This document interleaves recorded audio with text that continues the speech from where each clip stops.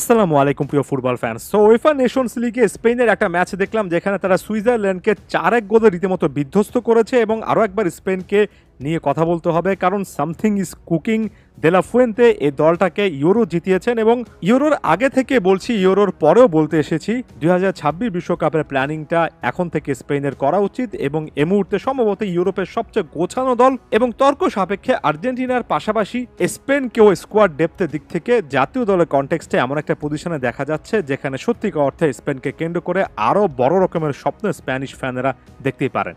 দেখুন, যে জায়গা থেকে স্পেন অনেক বেশি করে ভিন্ন সে জিনিসটা আরও একবার বলতে হয়। স্পেন সম্ভবত একমাত্র জাতীয় দল যাদের কাছে লামিন ইয়ামাল, নিকো উইলিয়ামসের মতো এতটা এক্সপ্লোসিভ উইঙ্গার আছে। মাত্র স্পেস পেলে যে স্পেসটা স্পেনের এই মিডফিল্ড, যেখানে রড্রি, ফ্যাবিয়ান রুইজের মতো ক্রিয়েটিভলি গিফটেড মিডফিল্ডার আছেন, পেদ্রির মতো ক্রিয়েটিভ মিডফিল্ডার আছেন, তারা তৈরি করে দেন এবং সেটাকে কাজে লাগিয়ে এই ইয়ামাল এই ম্যাচের টেম্পোটা একেবারে স্পেনের পক্ষে সেট করে দেন। যেমন এই ম্যাচে একটা গোল, একটা অ্যাসিস্ট করেছেন হুসুলু। তার প্রথম গোলটার ক্ষেত্রে, স্পেনের প্রথম গোলটার ক্ষেত্রে লামিন ইয়ামাল যে দুর্দান্ত একটা রান মেক করেছেন ডিবক্সের রাইট এজ ধরে এবং যে অসাধারণ একটা বল তিনি হোসেলিকো হেডেড অ্যাটেম্পটের জন্য বাড়িয়েছেন, ইয়ামালের সে ব্রিলিয়ান্ট মুভমেন্টের মাধ্যমে গেমের টেম্পোটা, গেমের কন্ট্রোলটা একেবারে শুরুর দিকে ম্যাচের মাত্র চতুর্থ মিনিটেই কিন্তু স্পেনের কাছে চলে আসে।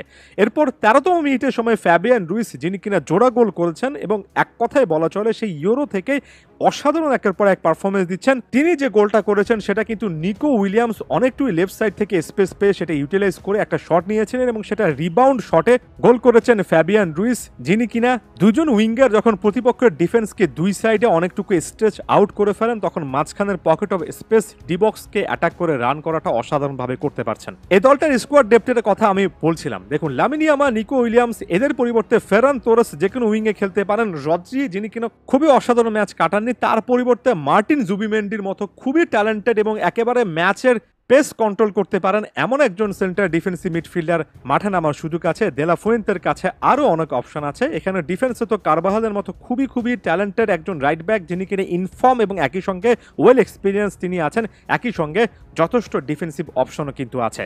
তবে শুধুমাত্র একটা জায়গা থেকে স্পেনের আমার কাছে মনে হয় এই একাদশে যদি আরও একটা দুটো প্রোফাইল ইনক্লুড করা যায় তাহলে এই দলটাকে আরও বেশি শক্তিশালী বলা যাবে। সেটা হচ্ছে সেন্টার ব্যাক পজিশনের অপশনটা আরও বাড়ানো। গতকালকের ম্যাচে একটা ফাউল করতে গিয়ে নরম্যান্ড রেড কার্ড দেখেছেন। একটা রেড কার্ডের পারফরমেন্সটাকে খুব একটা বেশি খারাপ বলছি না, তবে নরম্যান যে জায়গা থেকে আসলে প্রতিপক্ষ প্লেয়ারকে ফাউল করতে বাধ্য হয়েছেন সেটা হচ্ছে স্পেন পুরো ম্যাচ জুড়ে কিন্তু প্রতিপক্ষের ডিফেন্স লাইনটাকে প্রেশারাইজ করার জন্য আরো পেছনের দিকে নেওয়ার জন্য অনেকটুকু হাইলাইন ডিফেন্স করেছে নরম্যান। যেখানে ফাউল করেছেন তার আগের মোমেন্টে যদি যান দেখবেন হাইলাইন ডিফেন্সে থাকে স্প্যানিশ প্লেয়াররা অফসাইড ট্র্যাপে এমবোলোকে আটকাতে পারেননি, যে কারণে নরম্যানকে ওই ফাউলটা করতে হয়েছে।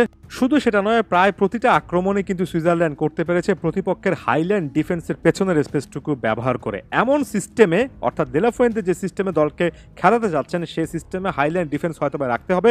তবে সেন্টার ব্যাক পজিশনে অন্তত একটা প্রোফাইল, ধরুন ম্যানচেস্টার সিটির রুবেন ডিয়াস কিংবা এই সুইজারল্যান্ডের ম্যানুয়েল আকেনজির মতো যদি হন, যিনি কিনা অনেকটুকু উপরে উঠে এসে সেন্টার ব্যাক হিসেবেও কিন্তু বল ডিস্ট্রিবিউট করতে পারেন, অনেকটা ডিপ লাইং প্লে মেকিং হিসেবে কিছু না কিছু স্কিল দেখাতে পারেন, একই সঙ্গে ডিফেন্সও কিন্তু দুর্দান্ত পারফরমেন্স দিতে পারেন। যদি আপনারা ম্যানুয়েল আকানজির আজকের বা ওই খেলার হিট ম্যাপটা দেখেন তাহলে ক্লিয়ারলি বুঝতে পারবেন, যদিও ম্যানুয়েল আকানজি 3 জনের ডিফেন্স লাইনে খেলেছেন তাই রেড জোনটা 4 জনের ডিফেন্স লাইনের সঙ্গে কম্পেয়ার করার মতো নয়। তবে আকানজি বা রুবেন ডিয়াস ম্যানচেস্টার সিটিতে যে স্টাইলের বা যে বল প্লেয়িং পারফরমেন্সগুলো দেখেন সেটা স্পেনের একটা না একটা জায়গায় একটু মিসিং পয়েন্ট বলে আমার কাছে মনে হয়। একজন বা বলা উচিত আরও একজন সেন্টার ব্যাক এমন টাইপের একটা প্রোফাইল কিন্তু আসলেই স্পেনের দরকার, যিনি কিনা রুবেন ডিয়াস বা ম্যানুয়েল আকানজি টাইপের ওই কাজটা করতে পারবেন। আশা করি বুঝতে পেরেছেন। দুর্দান্ত স্প্যানিশ এই দল সম্পর্কে আরও অনেক কন্টেন্ট আসবে, অবশ্যই ফ্ল্যাগের সাথেই থাকবেন। ধন্যবাদ সবাই।